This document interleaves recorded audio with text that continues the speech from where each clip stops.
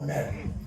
కానీ ఆయన కూడా మరి సమయాన్ని సందర్భాన్ని అనుసరించి ఆ మాట తప్పాడు. ఆయన ఎందుకు తప్పాడు అంటే పాండవ నిర్వంశం చేస్తామని చెప్పేసి భీష్మాచార్యుల వారు అఖండమైనటువంటి శరధాటితో ప్రత్యక్ష ఎవడే ఇక్కడ ప్రత్యక్షంగా ప్రక్షాళన చేస్తున్నాడు ఆ సైన్యానంతా అన్నట్టు సంభావిస్తుంటే అది తట్టుకోలేక తద్వారా పార్థును రక్షించిన నిమిత్తము పాండవ వంశాన్ని రక్షించిన నిమిత్తం ఆయన ఏం చేశాడు అంటే ఆయుధాన్ని ధరించి వాడిని భీష్ముడు చంపేస్తానయ్యా, మీ పాండవ వంశాన్ని కాపాడుతాను అని చెప్పేసి ఆయుధాన్ని ధరించి తుమ్ముతాడు ఆ రథం నుంచి.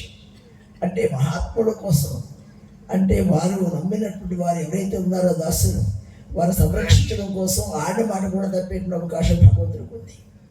అలాగనే ఇక్కడ ఒక చిన్న అబద్ధం కూడా నీ జీవితంలో ఆడి ఎరుగుంటాడు ధర్మరాజు.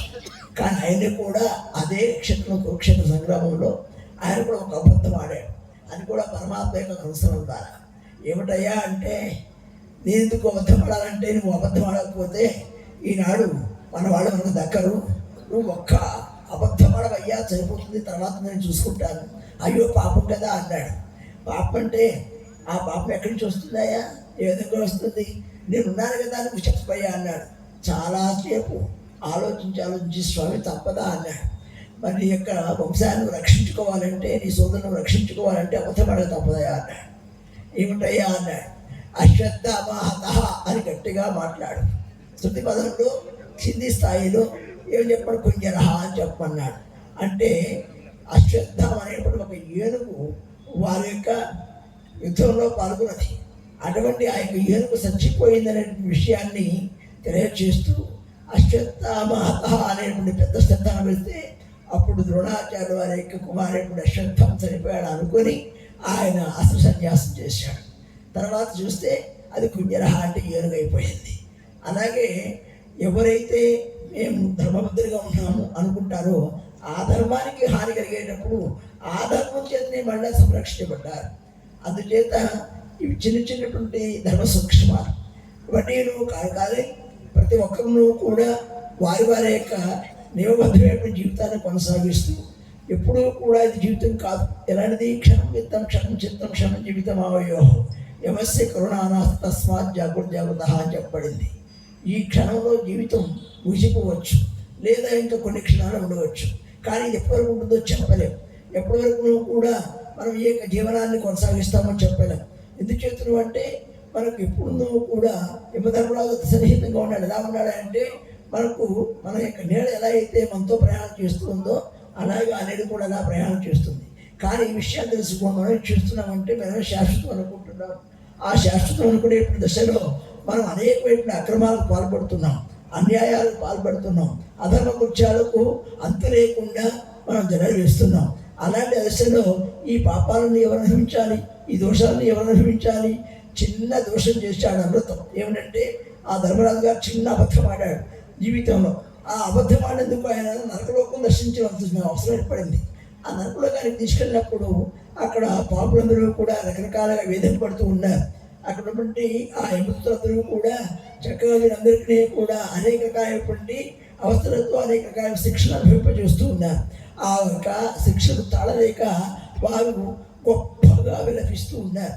అలా విలపిస్తూ ఉన్నప్పుడు దశలో ధర్మరాజు గారు ఆ సమీప ప్రాంతాలకు వెళ్ళినప్పటికీ ఆ యొక్క సత్యోపచారాలు చేసేటువంటి దశలో వేసవిలేక తాటానికి తటులోక ఉన్నటువంటి వారికి శైత్యోపచారాలు చేస్తే ఎలా ఉంటుందో అలాగా ఆ వేసవి కాలంలో ఉన్నటువంటి ఆ సూర్యరశ్మి ప్రభావం చేత అతనాకుతమవుతున్న జీవులకు అతి సరళమైనటువంటి పానీయులు కానీ, అతి సరళమైనటువంటి స్వేదమైనటువంటి కుటీరాలు కానీ, సరళని వాతావరణంతో కూడినటువంటి వ్యవహారంగా కలిసిస్తే ఎంత సంతోషపడతారో వారందరూ కూడా అంత సంతోషపడ్డారు. తద్వారా ఏమిటి అంటే వారి యొక్క బాధలు మర్చిపోయినారు. ఎంతో ఆనందంగా వారి యొక్క దివ్యమైనటువంటి ఆ యొక్క సుఖాన్ని అనుభవిస్తూ ఉన్నారు. ఏమిటి ఇంతటి సుఖాన్ని అనిపించిన కారణం ఏమిటయ్యా అంటే ఇక్కడ ధర్మరాజు గారు వచ్చారు అందుకోసమా అని.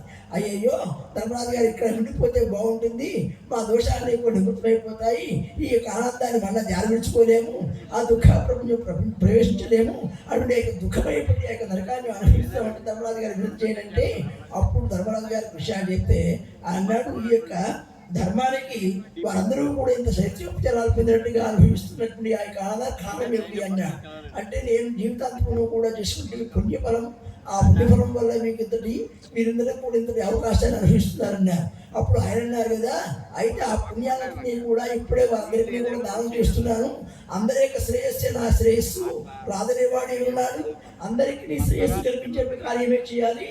కాబట్టి నా శరీరం ఉన్నా లేకపోయినప్పటికీ నేను కూడా ఇక్కడ వచ్చినప్పుడు దర్శించినటువంటి విషయాన్ని గుర్తించుకొని ఇప్పుడు ఏం చెప్తున్నాను అంటే, నా యొక్క పుణ్యాన్ని వారి దారికి వస్తున్నాను అన్నారు.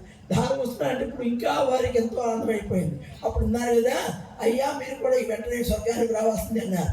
దూతలు అంటే అప్పుడు ఉన్నారు, అయ్యా ఇదేమిటి పుణ్యం ఉంది అంతా కూడా వారి పాపలందరినీ కూడా పంచిపెట్టారు కదా, ఇప్పుడు నేను ఆ యొక్క స్వర్గలోకానికి రావడానికి నాకు పుణ్యం ఎక్కడిది అన్నారు.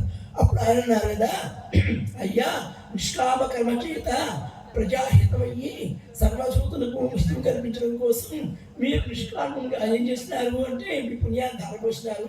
కాబట్టి దానికి వందెంతలు పడట్లు మీకు అధికమైంది ఆ పుణ్యము, ఇక ఉంటే కుదరదు మీరు పదండి అన్నారు.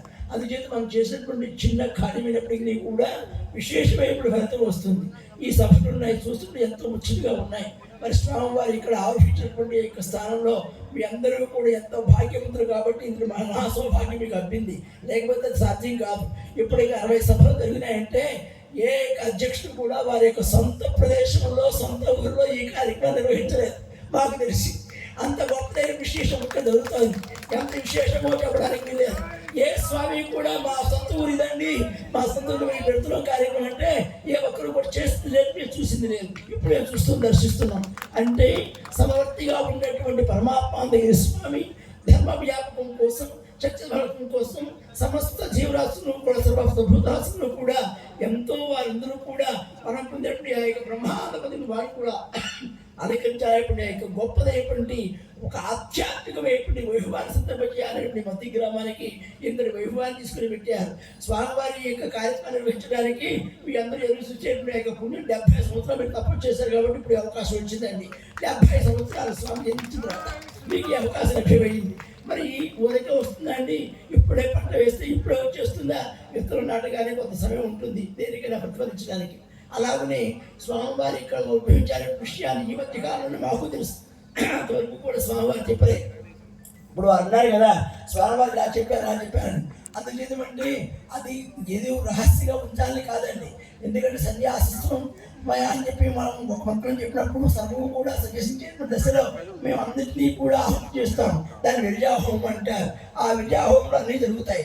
అలాగనే ఆ హోమంలో సమస్త అంగములు, సమస్త అవయవాదులు, సమస్త ఇంద్రియాదులు, ఇంద్రియ వృత్తులు అవన్నీ కూడా విద్యాహోమంలో దహించబడతాయి. అంటే ఆహుతి ఇవ్వబడుతుంది. అందుచేత మేముగా తినలేదు కాబట్టి మాకుంటూ ఏమీ పరమాత్మిక ప్రపంచమే మా ప్రపంచం.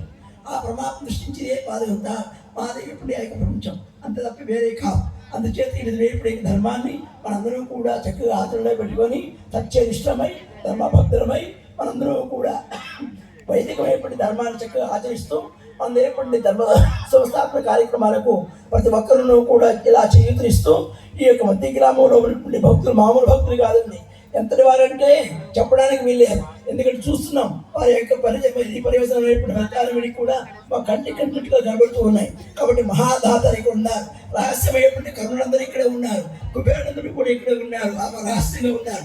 ఎప్పుడైనా వారికి అవకాశం వచ్చిందండి, ఈ అవకాశాన్ని ఉపయోగించుకొని వారి యొక్క జీవన్ముక్తి సోపానాన్ని అధిరోహించడానికి ఇంత మహత్తరమైనటువంటి యొక్క కార్యక్రమాన్ని శ్రీకారం చుట్టారు. సామాన్య విషయం కాదు. ఊరికి ఎక్కడో దూరంగా ఇంతమంది రావడం అంటే, ఇంతమంది సభలో కూర్చోవడం అంటే, ఇన్ని విషయాలు వారు ప్రతిపాదింపజేసుకోవడం అంటే మామూలు విషయం కాదండి. ఈ ఒక్క దర్శనం చాలని అందరూ పునీతం అవడానికి అనేక మహత్తరమైనటువంటి కార్యాన్ని శ్రీకారం పూజ్యపాదులు శ్రీ బ్రహ్మనిష్ఠు శ్రీమద్ పరమహంసరాజుగాచార్యులు శ్రీ పరమాత్మ స్వామి వారికి దివ్య చరణాలకు అందుకోవడం సమర్పించుకుంటూ నా యొక్క అధ్యక్ష పదవి నుంచి తిరుగుతూ నా యొక్క సభ పూర్తి చేసుకుని ప్రధాన కార్యదర్శి అయినటువంటి పూజ్యపాదులు శ్రీ బ్రహ్మనిష్ఠులు అయినటువంటి శ్రీకృష్ణానంద శ్రీకృష్ణ చరణానంద భక్తి వారికి మైకప్పు చెప్తున్నాను. ఇక అప్పుడు వారి ఇష్టం అయిపోతుంది.